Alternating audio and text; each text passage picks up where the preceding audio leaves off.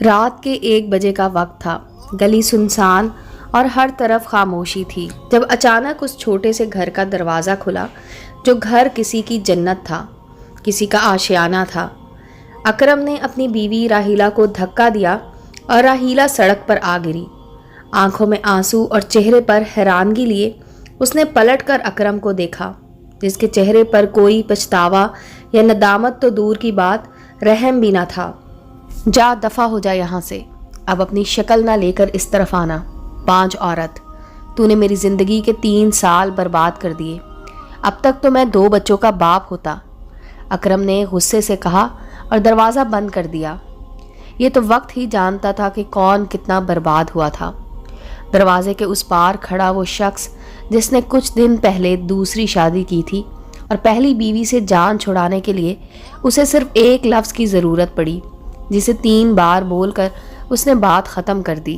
یہ وہ عورت تھی جو اپنے گھر کی 4 دیواری سے باہر اس بے رحم معاشرے میں آ گری تھی، جو ایک بانجھ اور طلاق یافتہ عورت کے لیے کسی دوزخ سے کم نہیں تھا، جہاں بنا گناہ کیسے سزا ملتی ہے، جہاں غلطی کو گناہ سمجھا جاتا ہے۔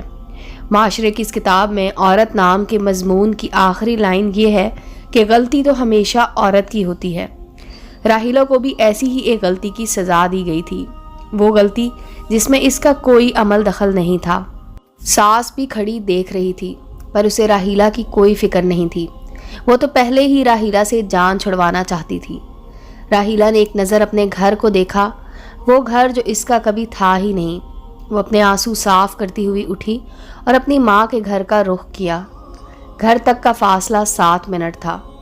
راحیلہ نے خود کو سنبھالنے کی کوشش کی اور چہرے پر ہلکی سی مسکراہٹ سجا لی کہ کہیں بیمار ماں اس کی آنکھیں نہ پڑ لے۔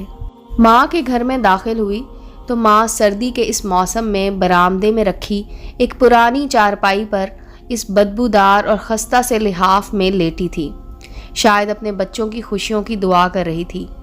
جب آنکھیں کھولی تو بیٹی کا مسکراتا چہرہ نظر آیا، پر بیٹی اس وقت یہاں، ماں کا دل ڈر سا گیا۔ پوچھا سب خیر ہے نا؟ ہاں ماں، فکر کی کوئی بات نہیں ہے، تیری بہت یاد آ رہی تھی تو اکرم سے کہا ماں کے پاس لے جاؤ، وہی چھوڑ کر گئے ہیں، جلدی میں تھے اس لیے اندر نہیں آئے، صبح لے جائیں گے۔ راحیلہ نے ماں کو تسلی دے کر مطمئن کر دیا۔ راحیلہ کی بھابھی اس طرف آئی اور ایک پلیٹ چارپائی پر رکھ کر چلی گئی۔ راحیلہ نے دیکھا روٹی جلی ہوئی تھی اور دال شاید باسی تھی، اور اس کا بھائی سامنے والے کمرے میں بیٹھا ٹی وی دیکھ رہا تھا۔ اتنا قریب تھا کہ اگر گردن گھما کر دیکھ لیتا تو صاف نظر آتا کہ بیمار ماں کس حال میں ہے۔ کھانا کھا لے، ماں نے کھانا راحیلہ کی طرف بڑھاتے ہوئے مسکرا کر کہا۔ راحیلہ نے آنکھوں میں بے بسی لیے ایک نظر اپنی ماں کو دیکھ کر سوچنے لگی کتنا صبر کیا تھا اس عورت نے، ہمیشہ خدا کا شکر ادا کرتے ہوئے سب سہتی رہی تھی، اور مجھے بھی تو یہی سمجھایا تھا کہ کبھی اپنے شوہر کی نافرمانی نہ کرنا، جو مل جائے اس میں ہی خوش رہنا، صبر کرنا، کبھی شکایت نہ کرنا۔ راحیلہ اپنی ماں کے قدموں میں بیٹھی بیٹھی ہی سو گئی۔ صبح ماں نے دیکھا بیٹی پاس نہیں تھی، سوچا اسے اس کا شوہر لینے آ گیا ہوگا، مجھے بنا جگائے ہی چلی گئی ہوگی۔ دوپہر کا وقت تھا جب 2 پولیس والے اور محلے کے 4 لوگ اس کی میت کو اٹھائے گھر میں داخل ہوئے۔ چارپائی ماں کے سامنے رکھی اور لاش کے منہ سے کپڑا ہٹایا۔ ریل کی پٹڑی پر آج مردہ ملی ہے، یہ لاش محلے والے کہہ رہے تھے یہ تمہاری بیٹی ہے، اماں لاش کی پہچان کر دو تاکہ ہمارا کام تو ختم ہو، پولیس والا بیزار سے انداز میں بولا۔ بوڑھی ماں نے اپنی بیٹی کی صورت کی طرف دیکھا جو صرف 21 سال کی عمر لکھوا کر آئی تھی۔ بول اماں، کیا یہ تیری بیٹی ہے؟ ہاں یہ میری بیٹی ہے۔